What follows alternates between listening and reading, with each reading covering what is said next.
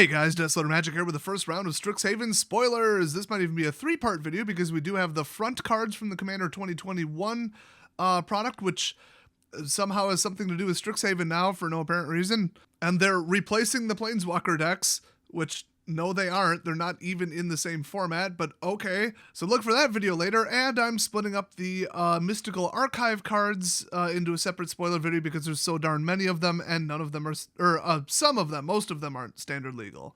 There might be some crossover, I think they said. So I just kind of breezed through these while downloading them, didn't really read any of them, but my god does there appear to be a lot of DFCs, and people hate double face cards. Hate them! Everybody hates them. I haven't had one person say they like them. So let's start out with, as I predicted, a double-face Planeswalker card with Will and Rowan on it. I literally, named it by name and said, I bet that's what they're talking about when he said there'll be a DFC with, a card type that we haven't seen. So we've got Rowan, 3 cost red. Instant and sorcery spells you cast costs 1 less to cast, which is incredibly overpowered for a 3-drop. And do you need more of that 3-color red, white, and blue cycling BS in your life? Well, good. Her +1 is... she deals 1 damage to each opponent, then if you've drawn 3 or more cards this turn, and thus already have a swarm of fairy tokens, then she deals 3 damage instead. So, obnoxious, but not insane. Just what it promotes is what I don't like. And then her -4, which she comes out with 2, by the way, which is quite low, you get an emblem with, oh, good emblems are back. Whenever you cast an instant or sorcery spell, you may pay 2 colorless. If you do, or 2 generic, whatever. If you do copy that spell, you may choose new targets for the copy. So cast anything, pay 2, get 2 copies of it. Total. Okay, get 1 additional copy of it. That probably makes more sense. Yeah, pretty broken, pretty obnoxious. I've seen worse, but I just don't want anything that resembles this anywhere near my game. Especially in those 2 colors, and by 2 colors I mean it's blue on the back, where we have Mr. Wham, lead singer himself. It's William, Scholar of Frost. He's a 5 cost 4 loyalty, and then instant sorcery spells you cast cost 1 less to cast, because of course. And then +1 up to 1 target creature has base power and toughness 0-2 until your next turn.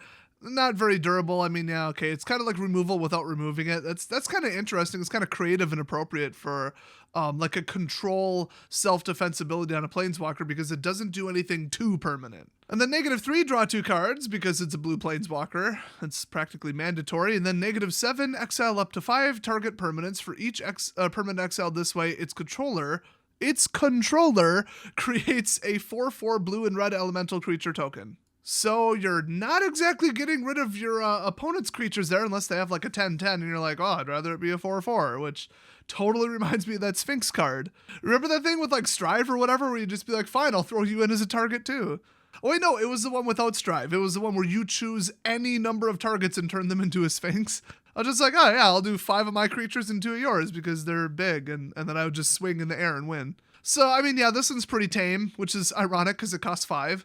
I mean, it's annoying, but whatever. I mean, it's a 4 loyalty for 5. It's not even that good.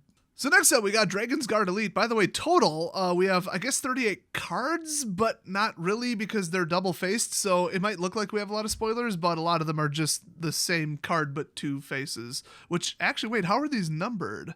Let's see. Will is 156, and Rowan is also 156. Okay, that's what I suspected. I had to check on that. So the set is actually way larger than 275 cards.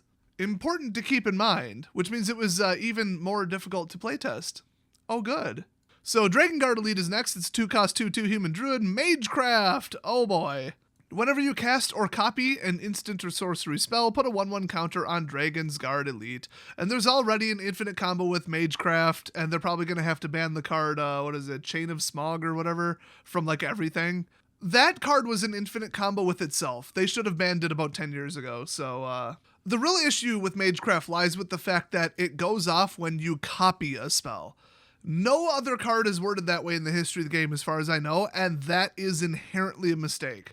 You're just asking for 10 different infinite combos because you just felt like throwing in copied spells, when every other trigger says whenever you cast a spell and copying a spell on the stack is not considered casting. So this new Magecraft keyword is going to be a huge, huge problem. And so is this card, because you just cast anything, like Cultivate. There you go. You get a 1/1 counter.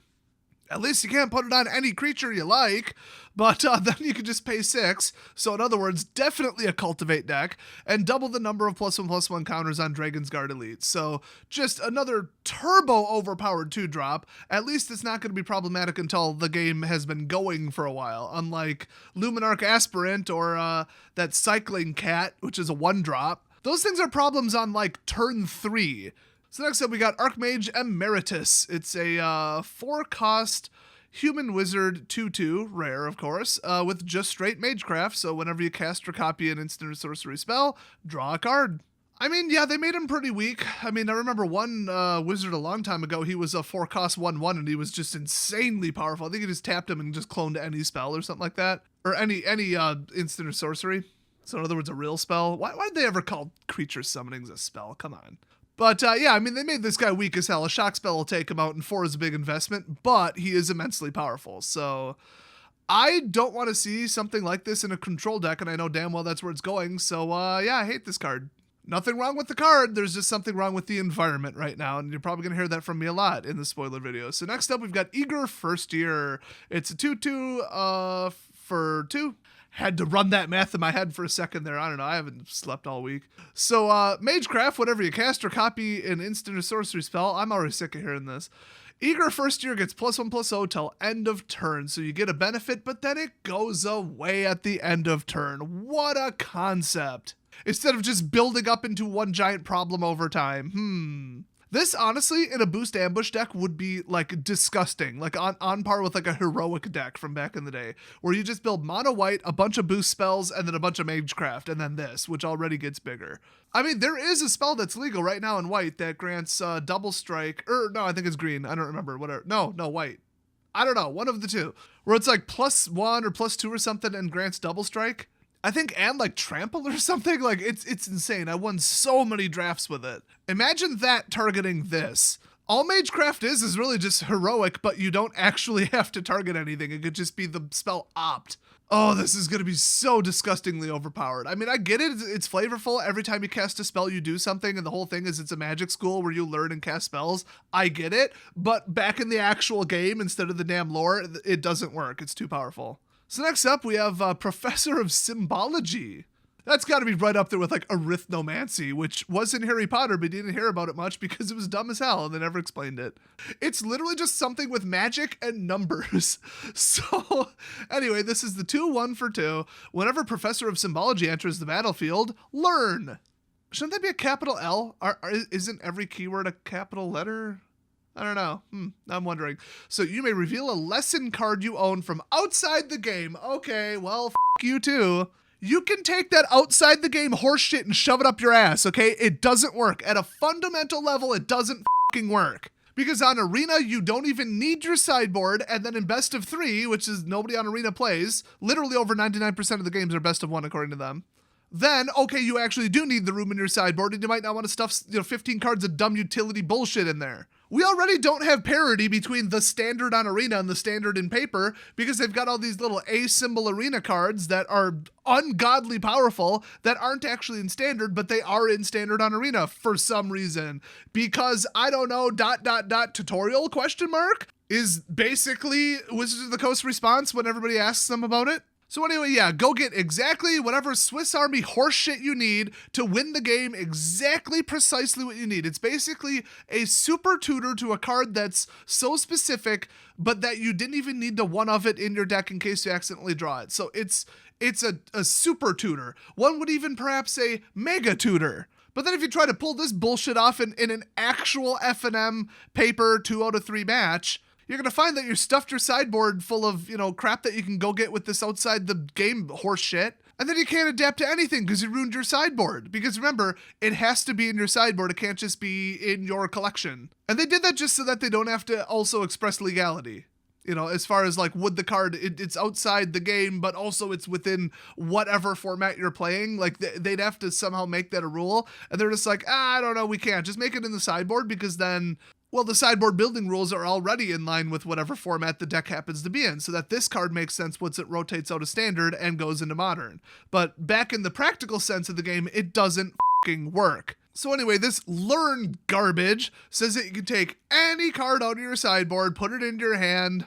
Or if you're such a principled player that you won't do something that broken, you can discard a card and draw a card. So to blindly draw a card out of your deck that's actually in there for a reason, you have to dump a card. But if you go get exactly perfectly precisely what you need, a board wipe, a counterspell, whatever, if you go get that out of your sideboard, then you don't need to discard a card. So you need to have a negative to offset the weaker option. What the f***? Who made this? Who thought anything about the way this is worded or works was okay? Because fire them. So yeah, this learn crap is garbage, and the more cards they put it on, the more broken this is going to be. I'm already sick of it, and I haven't even seen this in a game yet. Now, I will say this is completely and utterly constrained by whatever they want to slap the word lesson on, which really does contain this. Not even joking, and you know this is true if you know anything about Magic, this would be the end of the game, period, in every format, if learn could target any card. Well, any card, let alone even just any instant or sorcery even. I mean, you just let me go get Blood Moon, Tocatli Honor Guard, I mean, Lavinia, I mean, all these like just shut down cards that'll just kill your deck instantly, and then just throw it on a useless 2-drop so I could just on turn 2 just shut your deck off. Yeah, that would be it for the game. It would be done. But you can only go get cards with lesson on them. So there's probably going to be, what do you think, 15 to 30 of them in the set? So it's all going to come down to how good they are. If they're all garbage, then okay, I have no problem with learn, except for at a fundamental conceptual level. So pay close attention to all the cards that say lesson on them from now on, because now it's going to come down to how good are they. Do they have absolute jammer cards? Do they have like a mill assistance card? I mean, if your choices are so narrow that you're like, but I don't need any of these, so why would I want to go learn when this is just garbage? Tutors are only good if you can go get a good card with them.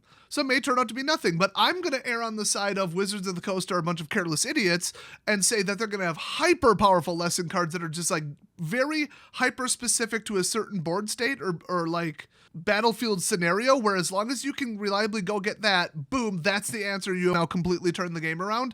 That's what I think they're going to do. So we'll see. We'll see. But I think this is going to be just disastrously, carelessly stupid. Next up, pop quiz. Oh, good. Draw a card, then learn. F*** you. My God, if that artwork isn't an SJW finding out there actually only are factually 2 genders, I don't know what it is. Purple hair, perplexed, like, mind-blowing look. What do you mean there's only 2 chromosomes and the rest were literally manufactured by people? It is a concept they made up out of thin air and just assigned made-up words to it. My friends on Twitter told me it was a real thing. I mean, mental illness is a real thing. They're just presenting it incorrectly. So next up, what the hell is this? Pest Summoning, and then it's a super type of lesson, and it has some weird random symbol in the top left that I guess indicates it's a lesson. Okay, here we go. So it's a 3-cost sorcery. Create 2 1/1 black and green pest creature tokens with when this creature dies, you gain 1 life. So they just added it's not a super type, it's a subtype, pardon me. I thought it was a super type because of the symbol. But no, it's a subtype. So you know how like tribal is a super type because it says like tribal sorcery, and then if there was a hyphen there, it would be after that. This is subtype lesson. I think even like wasn't ice a super type? So yeah, this I guess is just so that they can say whenever you cast a spell, that's also a lesson. Blah blah blah. Do this, do that to create fake synergy because they couldn't do anything more interesting with the set. Next up, Confront the Past. Oh, Liliana's gonna get found out real quick. So this is a sorcery lesson. It's 1 black plus X, which I've been looking for a spell that does something with black and X for a while now, ever since they failed to put Battle at the Bridge back in Historic on Arena. Assholes. Plus, honestly, who doesn't miss Torment of Hailfire? But yeah, let's see what it does here, though. Choose 1. Return target Planeswalker card with mana value X or less from your graveyard to the battlefield. Okay, see, that's the thing. It's not just pay 3, resurrect something. No limit. 15 cost, who gives a shit? Those open-ended resurrection straight from the graveyard to the battlefield cards are absolutely ridiculous. They have been broken since the game started. Ones where it's like, oh, it's a 7-cost Planeswalker. Cool, hope you have 8 mana. There you go. Now that's actually fair. And then the other one is remove twice X loyalty counters from target Planeswalker and opponent controls. Yes! Yes, give me more of that. This should have been instant speed. There is absolutely no reason that this wasn't instant speed other than, I guess, all 2 of the lessons we've seen so far are sorcery speed, so maybe that's a thing. Maybe it's a subtype of sorcery, not a subtype of spell, but the Planeswalker can't do anything at instant speed anyway, so the first one's fine. And the second one, you really want to do in response to them doing like a -2 on like, you know, Ugin or something. Just to give them the least amount of time to respond, just literally do it on the stack with the ability. So that was a mistake, but yeah, good card. Now you already know I'm going to say it. Here's the first lesson that's a hyper-specific, ultra-conditional spell that now you can go get with the Learn mechanic. They brought out a Planeswalker and you want it gone, or they killed your Planeswalker that you were winning the game with and now you want it back. Well, now you can just go get it. You can just tutor right to it. And it's not even in your deck. I mean, I could think of some more egregious cards that are in Standard that you could get, but thank God you can't because they're not lessons. But like I said, look at this. They're already pushing it. As soon as they print a lesson card that says like -5 to all tokens for the rest of the game, and also it's not a sorcery, it's an enchantment, which, you know, I kind of doubt. Then it's like, oh, let me cast a Learn mechanic right now. Let's see. Out of my 15 perfect flawless answers for anything that could possibly happen in the game, oh, they're running tokens. Well, now they're not. Boom, end the game. That's what I'm worried about. And this right here indicates that they are willing to print hyper-specific, hyper-conditional, hyper-utility sorcery lessons. That's not good. Next up, Lorehold Apprentice. It's a 2-cost 2/2. It has Magecraft. Whenever you cast or copy an instant or sorcery spell, yes, we know, until end of turn, spirit creatures you control gain tap. This creature deals 1 damage to each opponent.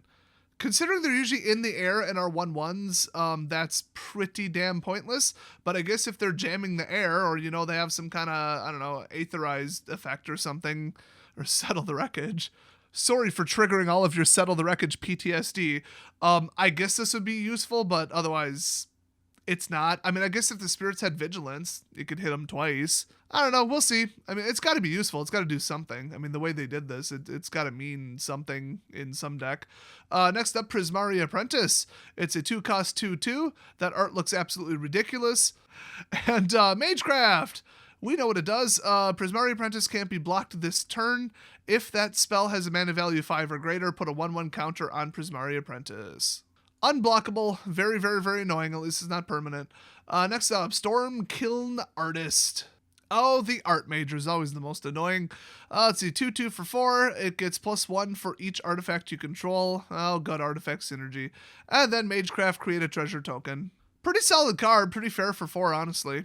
I do worry what this would do in an existing red-white knight-heavy equipment deck, though. Next up, Quentins Apprentice. It's 2/2 for 2 human wizard with Magecraft. Look at the top 3 cards of your library. You may reveal a land card from among them and put that card into your hand. Put the rest on the bottom of your library in any order. So every time you cast Cultivate, you go get another land. Are you f***ing kidding me? Adventure Awaits. What's another one? Adventurous Impulse. Cast either of those, get an extra land. Utterly broken. This card right here, number 1 so far on the potential ban list, and those absolute apes over at Wizards of the Coast made it an uncommon, which indicates they didn't think it would be that good. Well, surprise, bitches, it is. And plus, just with the existence of this and probably the whole Quandrix College, because, you know, we're yet to see probably more crap involving lands, it is now way the f*** overdue to ban Scoot Swarm. Way overdue. Like, don't even get me started. They've already attacked that deck twice with 2 different bans, and they still haven't gotten rid of the problem. And remember, we already have that insane cat generator in white, and then the insane card draw engine in red for landfall. So even if they ban Scoot Swarm plus Lotus Cobra plus Earl plus what's another one they banned? Omnath. Still, it's going to be overpowered. Still.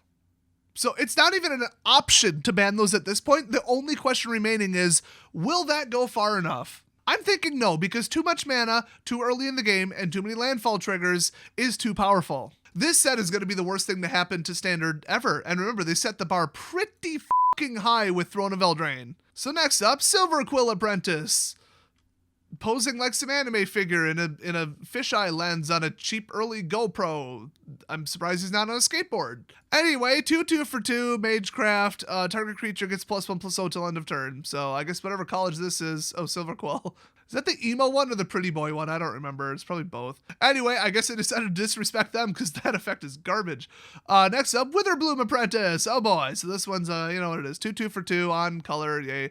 Magecraft, each opponent loses 1 life and you gain 1 life. Okay, a little ping away there. traditionally more of a white-black, but I mean, I could see it in, let's be honest, Golgari, which is what this whole college is. Next up, Frostboil Snarl. Oh boy, and the rest of them. Let's see. As it enters the battlefield, you may reveal an island or mountain from your hand. Oh, this is the show lands or whatever they call them. If you don't, it enters tapped. Okay. These are kind of okay. I mean, they're garbage late game. They're pretty nice early game, but they don't work very well in 3+ colors because you might not have...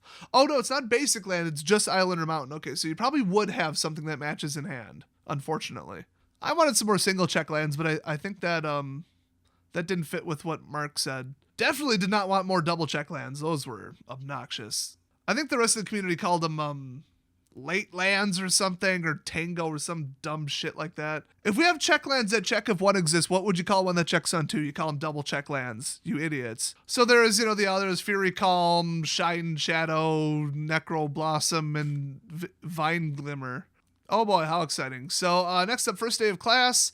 2 COS Instant, whenever a creature enters the battlefield under your control this turn, which you've already spent 2 mana, so good luck, put a 1/1 counter on it and it gains haste. And then it has Learn!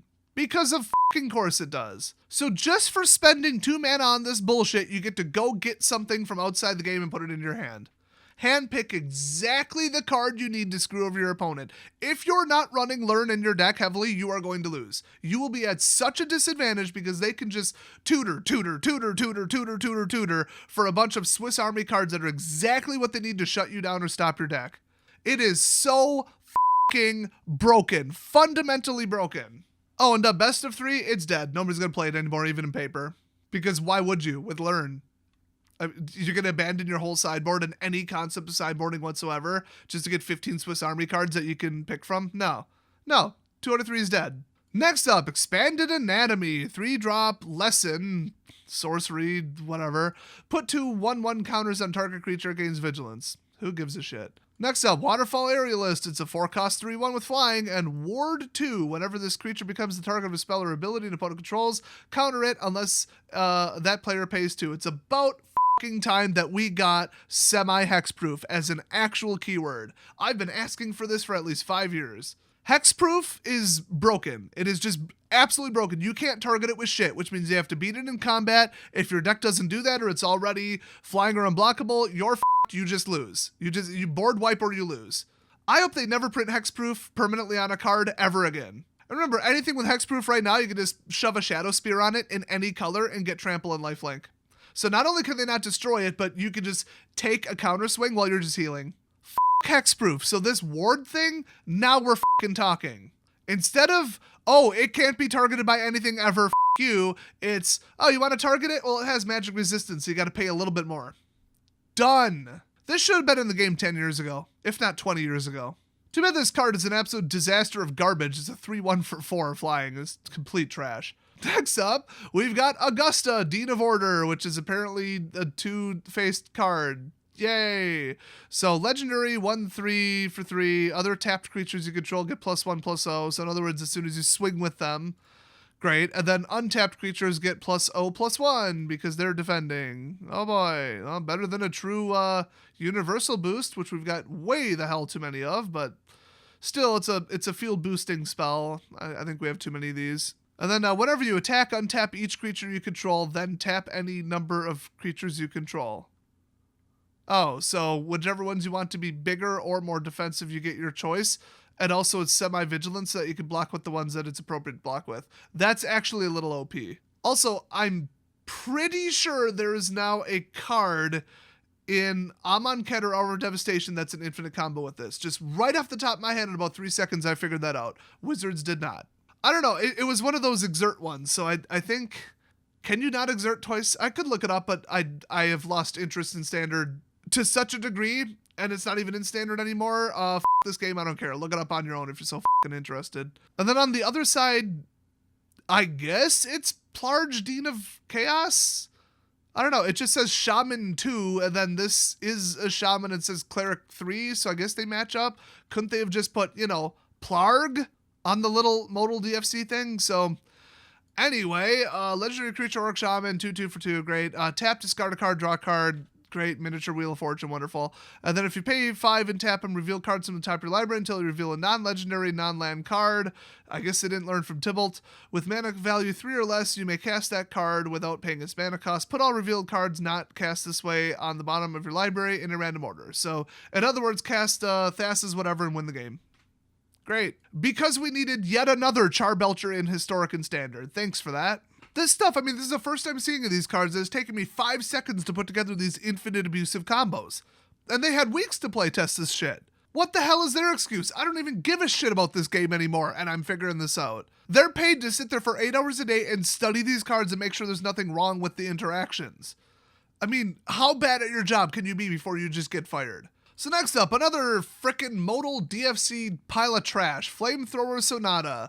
2-cost sorcery, discard a card, then draw a card. When you discard an instant or sorcery card, which, remember, this triggers Magecraft, and then, like, potentially also interacts with instants and sorceries by itself, so you're going to get multiple triggers just from casting this trash. Then this deals damage equal to that card's mana value to target creature or planeswalker you don't control. Holy shit, at least it can't hit the player. So yeah, you toss a 3-cost that does 3 damage, well, you still get the 3 damage, and then also you get another card, and then also you get Magecraft. Ridiculous. And on the back, I guess, I'm literally guessing because you'd need the card in front of you because it just says Wizard and Sorcery, so you gotta kind of guess what it is by context. My god. It's Torrent Sculptor, 4-cost 2/2 Merfolk Wizard with Ward 2. How they managed to mix Ward with Learn, arguably the best mechanic ever invented in the history of the game, mixed with arguably the worst mechanic ever invented in the history of the game. I know we have Annihilator and Infect, so it's a hell of a contest. I don't know how they do it. I really don't. Anyway, when Torrent Sculptor enters the battlefield, exile an instant or sorcery card from your graveyard. Put a number of 1/1 counters on Torrent Sculptor equal to half that card's mana value, rounded up. Oh, there's mana value again, so must be the card's printed CMC is no longer the CMC, and you only revert to it as a CMC when it's on the stack. That has to be the new rule. I mean, what else would it mean? And it's about damn time they started making a distinction between the two, because people get so freaking confused, and then I gotta pull up the rules and show them how wrong they are, and then they get all pissy about it, and I'm so done with that. So next up, another DFC card. Oh boy, Nasari, Dean of Expression. What even is that? What kind of Picasso crap are they doing in this set? It looks like somebody enchanted a traffic cone and a leg, and then somehow it ran over and stole the drapes. This is it. This is the future right here. This is what happens when VLC Media Player becomes self-aware and tries to take over humanity. So anyway, this is an Ifrit Shaman. I guess it's like a lady with her head tipped back. I'm just getting that now. Anyway, it's a 4/4 for 5. At the beginning of your upkeep, exile the top card of each opponent's library. Until end of turn, you may cast that spell, or those spells, whatever, from among those exiled cards, and you may spend mana as though it were mana of any color to cast those spells. Whenever you cast a spell from exile, put a 1/1 counter on Nasari, Broken Dean of Expression. Great. Blind gambling, luck, card stealing garbage. Hooray. Oh, and on the back, Uvilda, Dean of Perfection. You gotta wonder if these are like all the same people, and they just have a bunch of like, you know, multiple personalities, but then they actually turn into the person or something. And then, you know, they're probably going to try to normalize mental disorders because it's Wizards of the Coast and they're from Seattle. Multiple personalities is normal. Some people are just that way. Yeah. Or it could take some pills and make it go away and get some therapy and actually treat it like the mental illness it is. But the left doesn't believe in mental illnesses, even though being on the left is a mental illness. Anyway, it's a 2/2 for 3, legendary creature, Djinn Wizard, and tap it, you may exile an instant or sorcery card from your hand and put 3 Hoden counters on it. Okay. I would have lost my shit if that said cone counters. Anyway, you put 3 VLC Media cone counters on it. It gains at the beginning of your upkeep. If this card is exiled, remove a cone counter from it. And when the last cone counter is removed from this card, if it's exiled, you may cast it. It costs 4 less to cast this way. Boy, they really had to pump the brakes on this to make it not utterly broken, just suspend overpowered free casting garbage. I think it's been watered down to borderline uselessness, but we'll see. Next up, Lisette, Dean of the Root. Oh, good. Alright, so 4-cost 4/4 legendary human druid. Whenever you gain life, you may pay 1. If you do, put a 1/1 counter. I thought for sure it would be another card, draw a card for green. Anyway, put a 1/1 counter on each creature you control. Holy shit. And those creatures gain trample until end of turn. Holy shit. Utterly fucking broken. Plus, remember, this would go in a deck that already says creatures 4 or greater, and she's exactly 4/4. Ban this. Ban this immediately, Wizards. You gotta wonder, can they only ban one side of a card? Would they actually have the balls to do that? And then on the back, in her evil form or whatever, we've got Valentine, spelled wrong, Dean of the Vein. I wonder if like something's transforming the teachers into like an evil version of themselves and like that's the hook. And it's not just multiple personality disorders, but I'm still sticking with my original theory because Seattle. Seattle is basically one giant asylum for people with mental disorders and a delusional take on human society to all get together and eat kale and unfermented soy because they got to get those fake estrogen molecules. So 1/1 for 1 menace and lifelink. I do like that. And then if a non-token creature an opponent controls would die, exile it instead. When you do, you may pay 2. If you do, create a 1/1 black and green pest creature token with when this creature dies, you gain 1 life. Okay, I mean, fairly interesting for a hyper-powerful legendary 1/1. I will say, this is how you should do a 1-drop legendary that you want to be interesting. Just give it some value long-term without just blowing up the whole game or being a 7/7 on turn 3. How hard is it? Now, we'll say, okay, legendary creature, human druid on one side, and then for some reason, differently skin-colored vampire. I'm not even touching that one. So maybe instead of, they're being replaced or they're being cursed or whatever, it's like, they're leading a secret life and they're actually a vampire. Maybe we'll see like a werewolf too or something because, I mean, if they're going to copy Harry Potter, they might as well really copy it. I mean, they might as well go all in on it. And then also, for some reason, Lisette has that Michael Jackson Realago disease, but only when she's a vampire. Okay. Once again, not really going any further than that. I think we all are very aware of Wizards of the Coast insensitivity when it comes to skin color. Like, for example, it's been 26 years and they've hired about 3 black people. And then, like, fired 2 of them. So, anyway, we've got Ibrahim, Dean of Theory. Because Abraham or Ibrahim would just be too realistic. They got to change a couple letters and make it sound exotic and fantasy. That's what we call really cheap, lazy writing. Yeah, we named our kid Aiden, but we spelled it with a Y to be different. Well, 1, you're a dumbass, and 2, well, you weren't actually Welsh in the first place, so you might as well not spell it the Welsh way when you're naming your kid a Welsh name, you culture-thieving bastards. I mean, I'm 1/8 Irish, so like I give a shit. Anyway, Captain Owlpants here, which is what they should have called him, is a 3/3 flyer for 4. You pay X and 2 blue and tap him, exile the top X cards of your library and put a study counter on each of them. Oh, that's going to be powerful. Then you may put a card you own in exile with a study counter on it into your hand. Oh, what was it last time? Oh, a hone counter. Okay, I got those confused. I was going to say, if you just basically suspend everything, you just, pay 10 mana, suspend half your frickin' deck, and then just blow their tits off 4 turns later. With, of course, no way to interact it or stop it, because then it would have been a true Mark Rosewater effect. So on the back, he is a druid. Okay, I'm confused. An owl and then a human, or an elf, or whatever the hell that is. I'm convinced these aren't even the same person now. It's not just, she turned into a vampire. He turned into an owl. Like, they're not even the same gender, it looks like. So I think it's just like an either or, like the teachers are working shifts or something. I don't know. I can't wait to hear their explanation for this, but for the meantime, I just don't give a shit. So it's a 2/2 for 3, legendary creature, elf druid. Tap it, exile the top card of your library. If it's a land card, put it in your hand because, of course, we need more landfall enablers. Otherwise, put a study counter on it. Okay. So every card has a different way of handling study. Like suspended in exile with study, I guess. I don't know.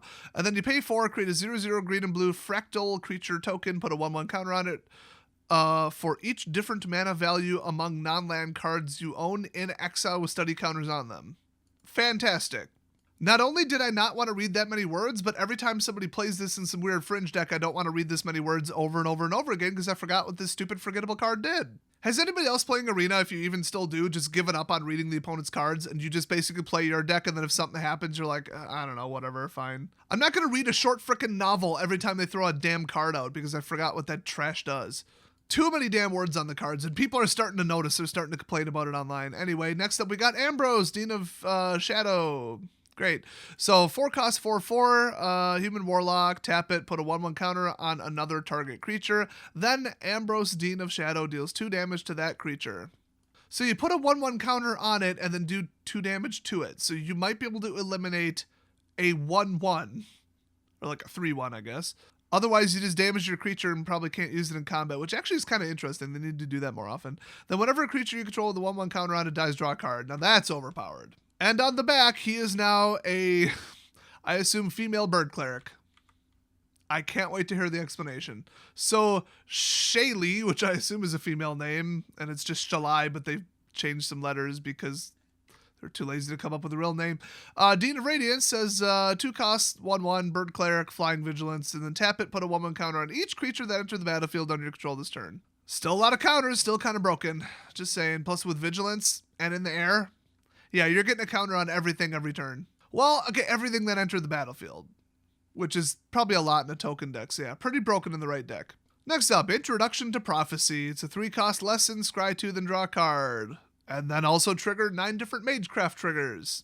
Great. Next up, Shadrix's Silverquill. Here we go. One of the legendary creature Elder Dragons. And no, it's not one that we already know. I don't know anybody named Shadrix. So 5-cost Silverquill Leader here.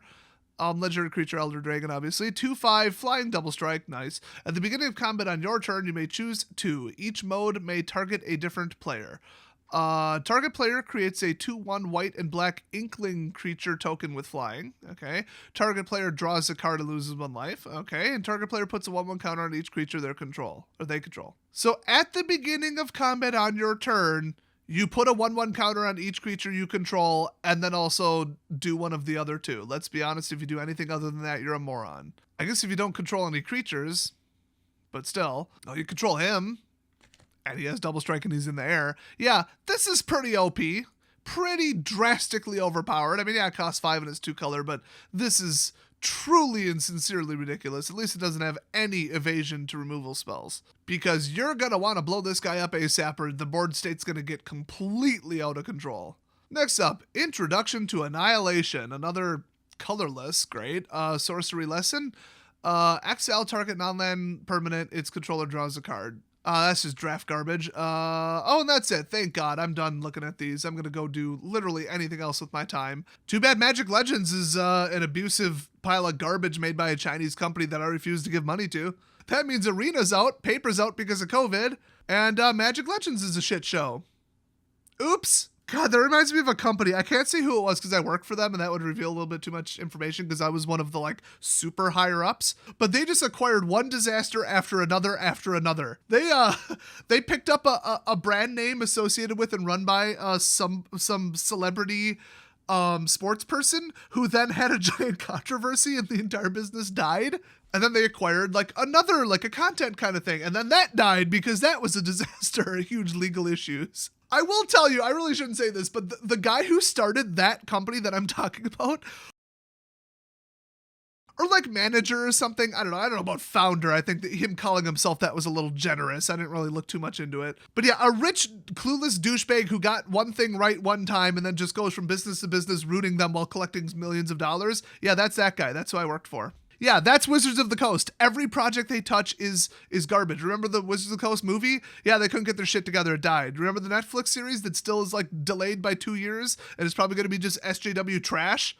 I'm already writing that off. Everything they touched lately is garbage. And they're sitting there lying to their investors telling them we had a record year. Yeah, because you did the most abusive shit and you lost half your active users and now just the greediest, most idiotic whale secret lair buying dumb fucks are the only ones left. Oh, gee, that sounds like a durable, persistent way to run a business. I'm sure you won't crash within 3 years. Wizards is f***ed. And remember, at the same time, they ruined Dungeons & Dragons by saying, making orcs get a strength bonus is racist because orcs are actually black people, and we thought that the whole time, and now we're just revealing it because we didn't think anybody would have a problem with that. So now it's a total free-for-all, and then just everybody's a Yuan Ti because why the f*** wouldn't you be? They have magic resistance. Or do I even have the right race? I don't know, whatever, the fish people. The ones with magic resistance. Now, if you'll excuse me, I have to go drive to go get my own food instead of getting it delivered because 1, I'm broke as and 2, one of my dumbass hood neighbors stole the fucking street sign, so now the delivery people can't find our street because it's not fucking labeled. Maybe I should start a new channel called Hood Life, and it's just stories about how hood my area is. Yesterday, when I went out to just go get some, whatever's on sale for $1.50 at the gas station, So when I say going out for food, I don't mean fancy shit. I had to actually pull a Yui and go the other way because my neighbors were getting arrested again.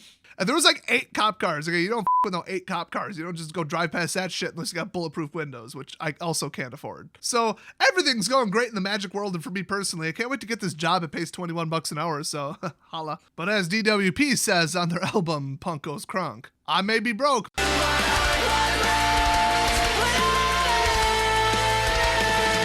So in closing, I'd just like to ask everybody, have you ever seen the crocodile seats in the trunk? Turn around, sit down, and let them bite your butt. And I got the navigation arrow headed straight to IHOP. And Jemima really loved me because my syrup is so hot. That song got some dank lyrics. So yeah, this set. I'll see you guys next video.